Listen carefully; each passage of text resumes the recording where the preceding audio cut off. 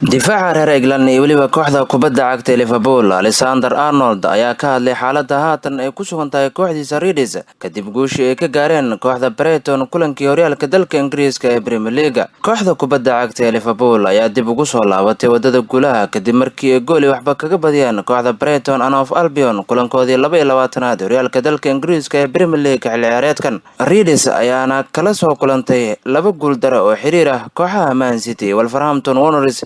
waxayna kala hayeen tartamada horyaalka dalka Ingiriiska ee Premier League weliba koobka faca weyn ee FA Cup. Haddaba difaaca reer England iyo kooxda Liverpool Alexander Arnold ayaa waxa uu qirtay dareen ahaan sida uu u niyadjabay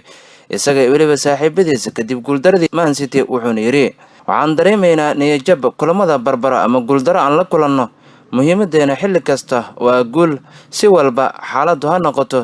iyo koox kasta ay ahaato. Inkastoo kulankii Brighton waa mid aad u adag haddana waxaan dareennay farxad kadib markii aan dib ugu soo laabanay wadada guusha mar walbana waxaan rajaynaynaa inaan sii wadno guulaha ayuu yiri Alexander Arnold. Si kastaba ha ahaatee Alexander Arnold ayaa ka mid ah difaacyada ugu muhiimsan kooxda kubadda cagta Liverpool waana ciyaarahan da'yar oo mustaqbal fiican ku leh kubadda cagta.